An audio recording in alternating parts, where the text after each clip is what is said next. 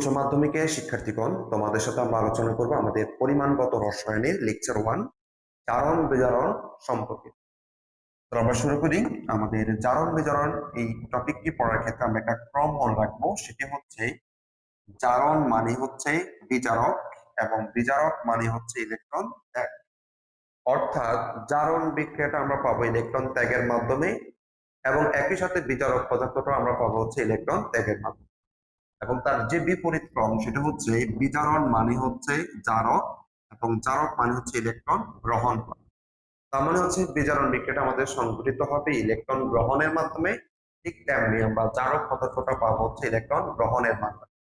এখানে তোমরা একটা জিনিস লক্ষ্য করো, সেটি হচ্ছে জারণ বিক্রিয়া আমরা কিন্তু জারক পদার্থ পাবো না, আমরা পাবো হচ্ছে বিজারক পদার্থ। ঠিক তেমনি বিজারণ বিক্রিয়া আমরা কিন্তু বিজারক পদার্থ পাবো না, আমরা পাবো হচ্ছে জারক পদার্থ। তাহলে এখানে তোমরা যে চারটা শব্দ পেয়েছো, তার মধ্যে জারণ এবং বিজারণ হচ্ছে আমাদের বিক্রিয়ার নাম এবং জারক এবং বিজারক হচ্ছে আমাদের পদার্থের নাম। তাহলে আমরা বলতে পারবো যে জারণ বিক্রিয়া এবং বিজারক পদার্থ তাদের কাজ হচ্ছে ইলেকট্রন ত্যাগ করা, ঠিক তেমনি ভাবে বিজারণ এবং জারক তাদের কাজ হচ্ছে ইলেকট্রন গ্রহণ করা। এবার আমরা সংজ্ঞার মাধ্যমে একটু শিখবো, সেটি হচ্ছে জারণ বিক্রিয়া কাকে বলে।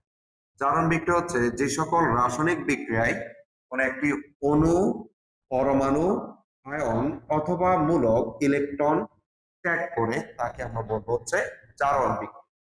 আর বিজারক পদার্থের সংজ্ঞা বললে জারণ বিক্রিয়ায় যে অণু, পরমাণু, আয়ন অথবা মূলক ইলেকট্রনটা আমাদের ত্যাগ করে তাকে আমরা বলবো হচ্ছে বিজারক পদার্থ। মানে হচ্ছে জারণ বিক্রিয়ায় যে অণু, পরমাণু বা আয়ন ইলেকট্রনটা ত্যাগ করবে তাকে আমরা বলবো হচ্ছে বিজারক পদার্থ। আমরা একটা উদাহরণ দেখি, যেমন হচ্ছে জিঙ্ক ধাতু দুটি ইলেকট্রন ত্যাগের মাধ্যমে জিঙ্ক 2+ আয়নে পরিণত হয়। যেহেতু এই বিক্রিয়াটি ইলেকট্রন ত্যাগের মাধ্যমে সংঘটিত হয়েছে, তাহলে এই বিক্রিয়ার নাম হচ্ছে আমাদের জারণ বিক্রিয়া। আর এই জারণ বিক্রিয়ায় যেহেতু জিঙ্ক ধাতু ইলেকট্রন ত্যাগ করে, তখন তাকে আমরা বলবো হচ্ছে আমাদের বিজারক পদার্থ। এরপর আমরা বিক্রিয়া আসবো, সেটা হচ্ছে আমাদের বিজারণ বিক্রিয়ায়।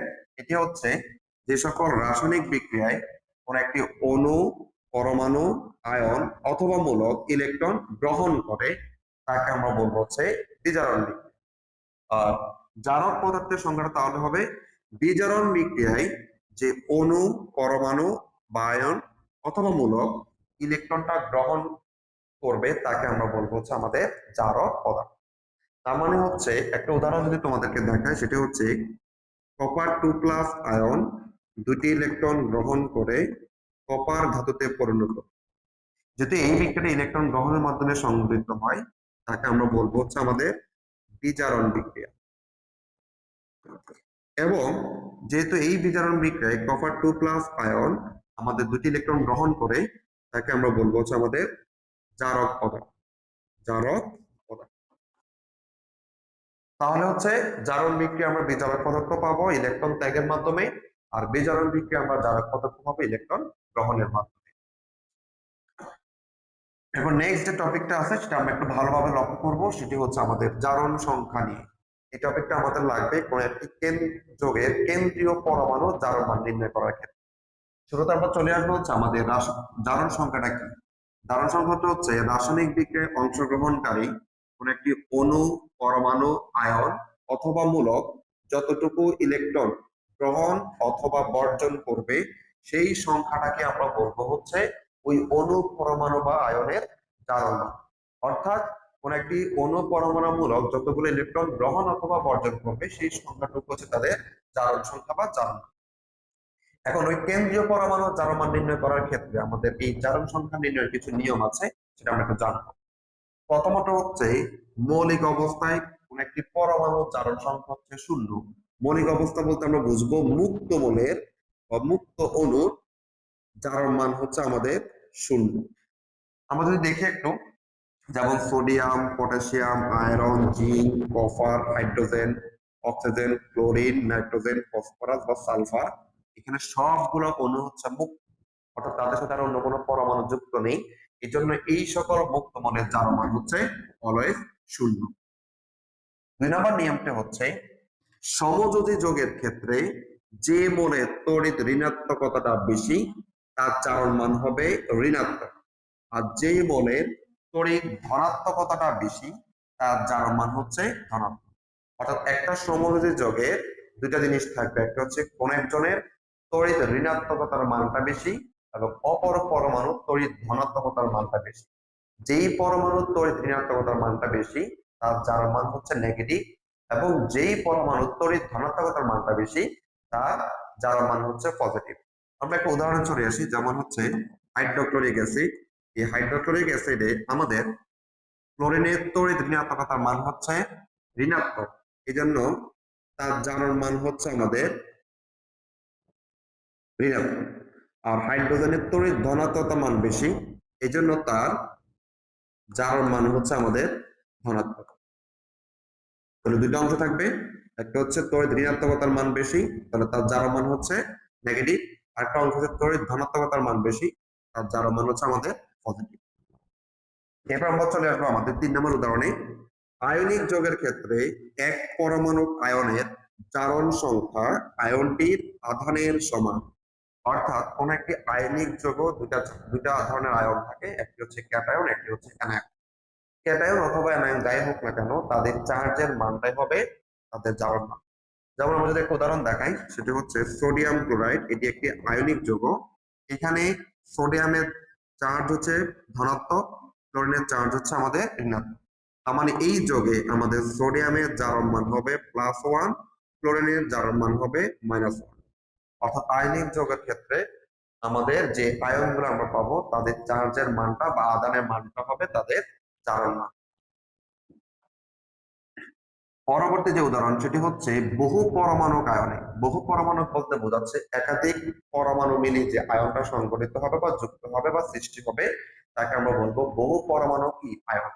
এই বহু পরমাণু আয়নে উপস্থিত সব পরমাণু জারণ সংখ্যার সমষ্টি আয়নটির আধানের সমান।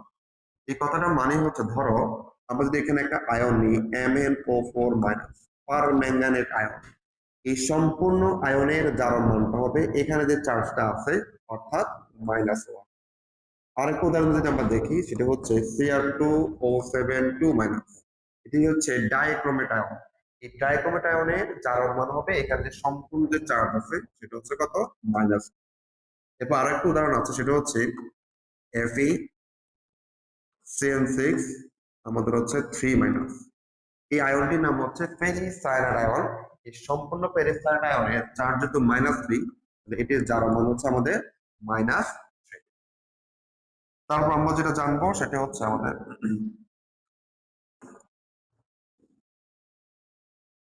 5 নম্বরটা আমরা চলে আসবো আমাদের, সেটি বলা হচ্ছে কোন একটি যৌগের অণুতে উপস্থিত পরমাণুগুলোর মোট জারণ সংখ্যার বীজগণিতিক সমষ্টি হচ্ছে আমাদের 0। এই কথাটা হচ্ছে একটি সম্পূর্ণ যৌগের জারণ মান হচ্ছে 0। যেমন আমরা যদি বলি ক্যালসিয়াম ক্লোরাইড, এটা একটি যৌগ, এই সম্পূর্ণ যৌগের জারণ মান হবে 0। আবার আমরা যদি তোমাকে নিয়ে ধরো হচ্ছে ম্যাগনেসিয়াম সালফেট, এটি একটি যৌগ, এই সম্পূর্ণ যৌগের জারণ মান হচ্ছে 0। 6 নম্বর যে নিয়ম সেটি হচ্ছে ধাতব হাইড্রাইড যৌগে হাইড্রোজেনের জারণ মান হচ্ছে -1। ধাতব হাইড্রাইড বলতে আমরা কি বুঝবো, একটি ধাতুর সাথে যখন হাইড্রোজেন যুক্ত হয় তখন সেই যৌগটাকে বলা হয় ধাতব হাইড্রাইড। সেই ধাতব হাইড্রাইডে হাইড্রোজেনের জারণ মান হচ্ছে -1। যেমন আমরা যদি তোমাকে বলি সেটা হচ্ছে লিথিয়াম হাইড্রাইড। এই লিথিয়াম হাইড্রাইডে কিন্তু লিথিয়াম হচ্ছে ধাতু, এবং যেহেতু তার সাথে হাইড্রোজেনটা যুক্ত আছে, এই লিথিয়াম হাইড্রাইডে হাইড্রোজেনের জারণ মান হবে -1। আমরা অন্য আরো কিছু উদাহরণ দেখাই, যেমন হচ্ছে অ্যালুমিনিয়াম হাইড্রাইড বা হচ্ছে বোরন টেট্রাহাইড্রাইড। এই সকল যোগে হাইড্রোজেনের জারণ মান হচ্ছে -1। কিন্তু ধাতব হাইড্রাইড ভিন্ন বাকি সব হাইড্রোজেন গঠিত যৌগে হাইড্রোজেনের জারণ মান হচ্ছে +1। তার মানে ধাতু ব্যতীত অন্য কোনো অধাতু যদি আমরা নিই, অধাতুর সাথে যখন হাইড্রোজেনটা যুক্ত হবে তখন তাকে বলবো অধাতুর হাইড্রাইড। এই অধাতুর হাইড্রাইডে হাইড্রোজেনের জারণ মান হচ্ছে +1। যেমন আমরা যদি দেখি, যেমন হচ্ছে মিথেন আছে, এখানে কার্বনটা হচ্ছে একটা অধাতু। তাহলে এখন এখানে যে হাইড্রাইডটা গঠিত হয়েছে সেখানে হাইড্রোজেনের জারণ মান হচ্ছে আবার +1।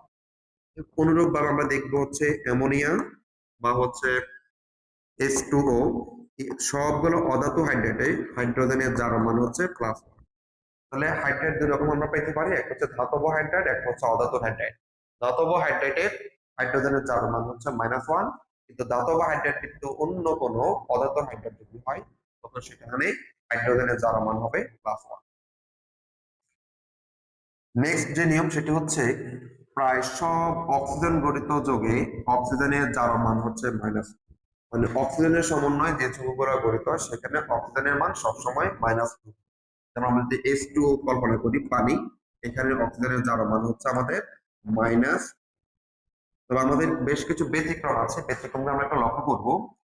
পার অক্সাইড যৌগে অক্সিজেনের জারণ মান হচ্ছে -। পার অক্সাইড কিরকম আছে, যেমন হাইড্রোজেন পার অক্সাইড, তারপর হচ্ছে সোডিয়াম পার অক্সাইড, এই যৌগগুলোতে অক্সিজেনের জারণ মান হচ্ছে আমাদের -1।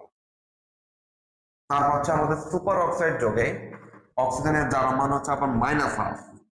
আমরা যদি দেখি বা সুপার অক্সাইড যেমন সোডিয়াম সুপার অক্সাইড, তারপর হচ্ছে কি আমাদের sodium super oxide, potassium super oxide, এখানে আমাদের অক্সিজেনের জারণ মানটা হচ্ছে -1/2। আর আরেকটা যৌগ আছে, এই যৌগটাকে বলা হয় F2O বা OF2, তার নাম হচ্ছে ডাইফ্লোরো অক্সাইড। এই যৌগটার নাম হচ্ছে ডাইফ্লোরো অক্সাইড, এখানে আবার অক্সিজেনের জারণ মান হচ্ছে প্লাস। তাহলে খেয়াল করো, বেসিক্যালি আমাদের কোন একটা যৌগে অক্সিজেনের জারণ মানটা হচ্ছে মাইনাস, কিন্তু পার অক্সাইড হয়ে গেলে সেখানে তার জারণ মান হবে আমাদের -1। সুপার অক্সাইড হলে তার জারণ মান হচ্ছে -1/2, এবং ডাইফ্লোরো যে অক্সাইড নামক একটা যৌগ আছে সেখানে অক্সিজেনের জারণ মান হচ্ছে প্লাস। তারপর আমাদের নিয়ম হচ্ছে সব ক্লোরিন গঠিত যৌগে ক্লোরিনের জারণ মান হচ্ছে -1, অর্থাৎ ক্লোরিনের সমন্বয়ে যে যৌগগুলো গঠিত হয় সেখানে ক্লোরিনের মান অলওয়েজ -1। যেমন আমরা যদি বলি sodium chloride, potassium chloride, difluoro oxide, এখানে সকল যৌগে ক্লোরিনের জারণ মান হচ্ছে -1। 9 নম্বর যে নিয়মটি আছে সেটা হচ্ছে হ্যালোজেন যৌগে সমূহের হ্যালোজেনের জারণ মান হচ্ছে -1, অর্থাৎ হ্যালোজেনের সমন্বয়ে যে যৌগগুলো আমাদের গঠিত হবে সেখানে হ্যালোজেনের জারণ মান সবসময় হচ্ছে -1। হ্যালোজেন বলতে আমরা বুঝবো ক্লোরিন, ক্লোরিন, ব্রোমিন, আয়োডিন, এদের যে যৌগগুলো গঠিত হয় তাদের জারণ মান অলওয়েজ -1। যেমন তুমি যদি বলো sodium chloride, sodium chloride, sodium bromide, sodium iodide, এখানে ক্রমান্বয়ে আমাদের হ্যালোজেন গুলো হচ্ছে ক্লোরিন, ক্লোরিন, ব্রোমিন, আয়োডিন, তাদের জারণ মান হচ্ছে -1। এক কথায় বললে হ্যালোজেনের জারণ মান হচ্ছে -1। তারপর হচ্ছে আমরা শিখবো বেশ কিছু মৌল আছে যাদের জারণ মানটা হচ্ছে সবসময় নির্দিষ্ট, অর্থাৎ যে কোনো যৌগের মধ্যে তাদের জারণ মান সবসময় আমরা স্থির পাবো, অর্থাৎ এদের জারণ মানে কোনো পরিবর্তন হয় না। কিরকম, যেমন আমাদের পর্যায় সারণীর 1 নম্বর যে গ্রুপটা আছে যাদেরকে আমরা বলা হয় খাদ্যাতু, তাদের জারণ মান হচ্ছে +1। এই খাদ্যাতু গুলো কি, যেমন 1 নম্বর গ্রুপে মৌল lithium, sodium, potassium, rubidium, caesium, সবারই আমাদের হচ্ছে জারণ মান হচ্ছে +1। অনুরূপভাবে মৃৎ খাদ্যাতু অর্থাৎ পর্যায় সারণীর 2 নম্বর গ্রুপে যে মৌলগুলো আছে তাদের জারণ মান হচ্ছে +1। যেমন বেরিয়াম, ম্যাগনেসিয়াম, ক্যালসিয়াম ধরে যে মৌলগুলো আমাদের আছে 2 নম্বর গ্রুপে, তাদের জারণ মান হচ্ছে আমাদের +1। এবার আমরা একটা চার্ট দেখবো, এটা আমাদের ভালোভাবে জানতে হবে। সেটি হচ্ছে যৌগমূলকের ক্ষেত্রে তাদের আধানেই হলো ওই যৌগমূলকের জারণ মান। যৌগমূলক বলতে বোঝাচ্ছে বিভিন্ন একাধিক পরমাণু মিলে যে আয়নটা আমাদের সৃষ্টি হবে, সেই যৌগমূলকের চার্জ যত হবে তার জারণ মান তত। আসলে আমরা দেখি, প্রথমটা হচ্ছে আমাদের নাইট্রেট আয়নের আধান হচ্ছে বা চার্জ হচ্ছে -1, এজন্য তার জারণ সংখ্যা হচ্ছে -1। এটার নাম হচ্ছে নাইট্রেট, এটা হচ্ছে নাইট্রেট। নাইট্রেট এবং নাইট্রাস আয়নের জারণ মান যদি এখানে -1, তাহলে জারণ সংখ্যা হচ্ছে কত, -1। হাইড্রোক্সাইড আয়নের চার্জ হচ্ছে -1, তাহলে জারণ মানও -1। সায়ানাইড আয়নের চার্জ হচ্ছে -1, জারণ মানও তাহলে আমাদের -1। এর নাম হচ্ছে বাইসালফেট আয়ন, যার চার্জ হচ্ছে -1, জারণ মানও আমাদের -1। বাইকার্বনেট আয়নের চার্জ হচ্ছে -1, তাহলে জারণ মানও হচ্ছে আমাদের -1। পরবর্তী যে আয়নটা আছে তার নাম হচ্ছে পারক্লোরেট আয়ন।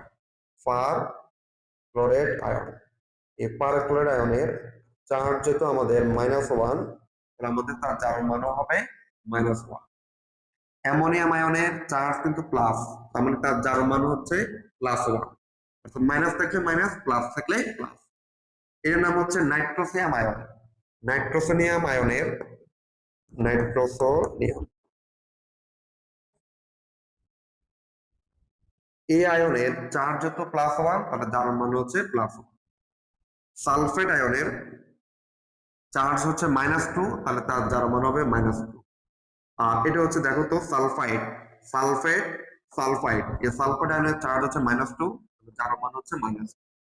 তারপরে দেখো তো এটার নাম হচ্ছে ফসফেট আয়ন, এই ফসফেট আয়নের চার্জ হচ্ছে -3, জারণ মান হচ্ছে আমাদের -3। পরবর্তী যে আয়নটা আছে এখানে আমাদের একটু কারেকশন আছে, সেটা হচ্ছে PO3 3-, এটার নাম হচ্ছে ফসফাইড আয়ন। 4 থাকলে ফসফেট, আর যখন 3 থাকবে তখন তার নাম হচ্ছে ফসফাইড। এখানেও চার্জ যেটা আমাদের -3, তাহলে জারণ মান হচ্ছে -3।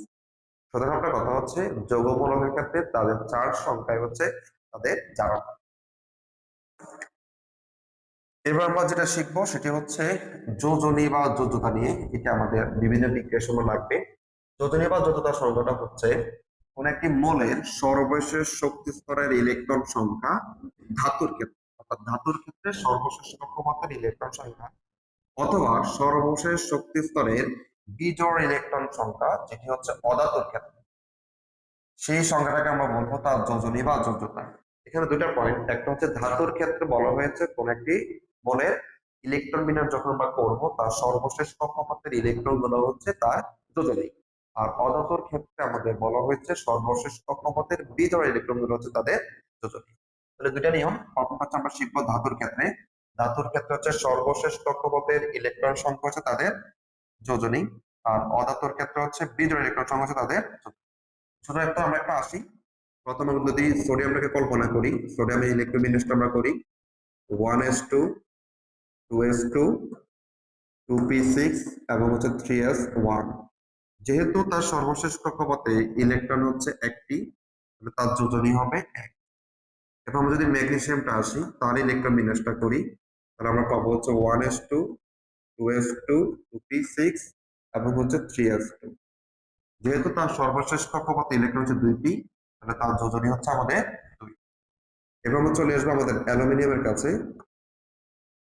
অ্যালুমিনিয়ামের ইলেকট্রন বিন্যাস যদি করি 1s2 2s2 2p6 3s2 3p1, তাহলে তার সর্বশেষ কক্ষপথে ইলেকট্রন হচ্ছে 3টি, যোজনী হচ্ছে, সহজ করে বললে ধাতুর ক্ষেত্রে তার সর্বশেষ কক্ষপথের ইলেকট্রন সংখ্যা হচ্ছে তাদের যোজনী। তবে অধাতুর ক্ষেত্রে যখন আমরা আসবো, অধাতুর ক্ষেত্রে নিয়মটি হচ্ছে সর্বশেষ কক্ষপথের বিজোড় ইলেকট্রন সংখ্যা তার যোজনী।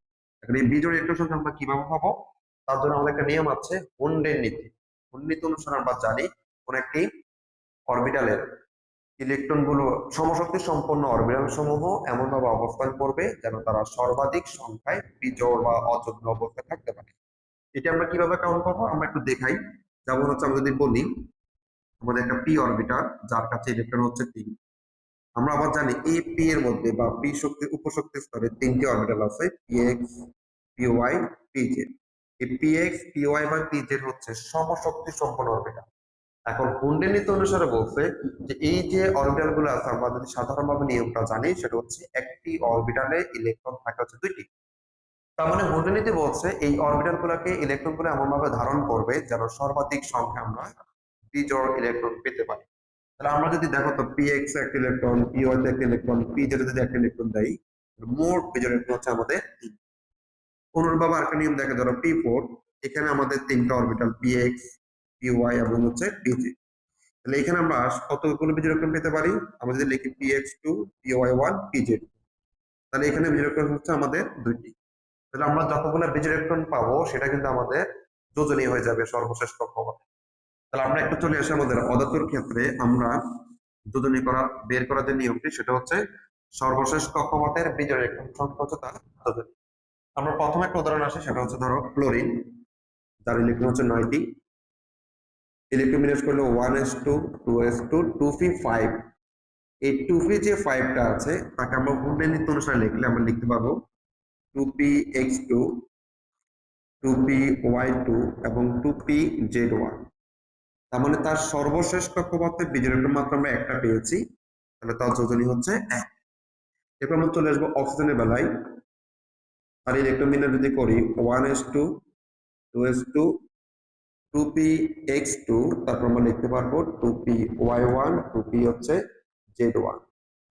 তাহলে অক্সিজেনের সর্বশেষ কক্ষপথে বিজোড় ইলেকট্রন হচ্ছে 2টি, তার মানে তার যোজনী হচ্ছে আমাদের 2। আরেকটা উদাহরণ দেখবো নাইট্রোজেনের বেলায়, সেটা হচ্ছে 1s2 2s2 2px1 2py1 2p হচ্ছে z1। দেখো তো হচ্ছে নাইট্রোজেনের বেলায় সর্বশেষ কক্ষপথে বিজোড় ইলেকট্রন হচ্ছে 3টি, মানে তার মানে যোজনী হচ্ছে 3।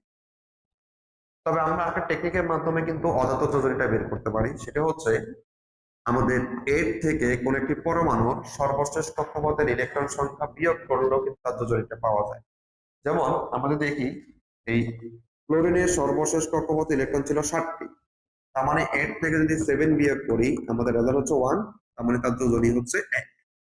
এরপর যদি আমরা অক্সিজেনের বেলায় দেখি যে আমরা তার সর্বশেষ কক্ষপথে ইলেকট্রন পাই হচ্ছে আমাদের 6টা, তাহলে 8 থেকে যদি আমরা 6 বিয়োগ করি তাহলে কিন্তু তার যোজনী হচ্ছে 2। আর লাস্ট হচ্ছে আমাদের নাইট্রোজেনের সর্বশেষ কক্ষপথে ইলেকট্রন হচ্ছে 5টি, তাহলে 8 থেকে 5 বিয়োগ করলে আমরা পাচ্ছি 3, তাহলে তার যোজনী হচ্ছে শর্টকাট। অর্থাৎ 8 থেকে সর্বশেষ কক্ষপথের ইলেকট্রন সংখ্যা বিয়োগ করলো তার যোজনী পাওয়া। সর্বশেষ আমরা যেটা জিনিস শেষ করবো সেটা হচ্ছে জারণ সংখ্যা এবং যোজনীর মধ্যে পার্থক্য। এটা আমাদের খ মার্কের জন্য অনেক সময় আসে। তবে একটু আসি জারণ সংখ্যা এবং যোজনীর মধ্যে পার্থক্যটা কি দাঁড়ায়। নাম্বার 1 হচ্ছে জারণ সংখ্যার যে সংখ্যা সেটা হচ্ছে রাসায়নিক বিক্রিয়ায় অংশগ্রহণকারী কোন একটি অণু, পরমাণু বা আয়ন যতগুলো ইলেকট্রন গ্রহণ অথবা বর্জন করবে সেই সংখ্যাটা হচ্ছে আমাদের ওই অণু, পরমাণু বা আয়নের জারণ সংখ্যা। আর যোজনীর বেলায় হচ্ছে কোন একটা মৌলের একটি পরমাণু যৌগ গঠনকালে যতগুলো ইলেকট্রন গ্রহণ বা বর্জন অথবা শেয়ার করবে সেই সংখ্যাটাকে আমরা বলবো হচ্ছে যোজনী। অর্থাৎ একটা যৌগ, একটা মৌল যৌগ গঠন করার ক্ষেত্রে যতগুলো ইলেকট্রন গ্রহণ, ত্যাগ অথবা শেয়ার করবে সেই সংখ্যাটা তার যোজনী নির্দেশ করে।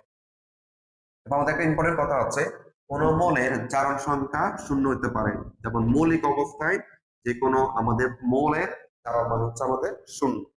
কিন্তু কথা হচ্ছে নিষ্ক্রিয় গ্যাস অর্থাৎ পর্যায় সারণীর 18 নম্বর গ্রুপ ব্যতীত কোন মৌলের যোজনী কিন্তু কখনোই 0 হতে পারে না। যেমন আমরা যদি দেখি এখানে হাইড্রোজেন বা সোডিয়াম, তারা যদিও মুক্ত মৌল, তাদের জারণ মান কিন্তু 0 ছিল, কিন্তু তাদের যোজনী সবসময় হচ্ছে 1, মানে 0 নয়। 3 নাম্বারটা হচ্ছে জারণ সংখ্যা আমরা জানি ধনাত্মক, ঋণাত্মক উভয় হতে পারে। যেমন ক্যালসিয়াম ক্লোরাইড নামক যে যৌগটা আছে, এখানে ক্যালসিয়ামের জারণ মান আমাদের +2 হয়, কিন্তু ক্লোরিনের জারণ মান হচ্ছে আমাদের -2, অর্থাৎ ধনাত্মক এবং ঋণাত্মক উভয় হতে পারে। কিন্তু যোজনী কখনোই আমাদের ধনাত্মক বা ঋণাত্মক হতে পারে না। যেমন ক্যালসিয়াম ক্লোরাইড নামক যখন যৌগটা নেব, ক্যালসিয়ামের যোজনী 2, ক্লোরিনের যোজনী হচ্ছে 2। দ্যাট মিন্স হচ্ছে যোজনী সবসময় আসলে পজিটিভ হয়, কিন্তু যার মান ধনাত্মক বা ঋণাত্মক উভয় হতে পারে। লাস্ট যে জিনিসটা আমরা মনে রাখবো, জারণ সংখ্যা ভগ্নাংশ বা দশমিক উভয় হতে পারে। আমি এটা দেখিয়েছিলাম যে জারণ সংখ্যা ভগ্নাংশ বা দশমিক উভয় হতে পারে। যেমন এই নামক একটা যৌগ আছে Fe3O4, এই যৌগে আয়নের জারণ মানটা কিন্তু আমরা দশমিক দিতে পারি, কিন্তু যোজনী কখনোই ভগ্নাংশ বা দশমিক হওয়ার কোনো সুযোগ। এই হচ্ছে আমাদের যোজনী এবং জারণ সংখ্যার মধ্যে পার্থক্য।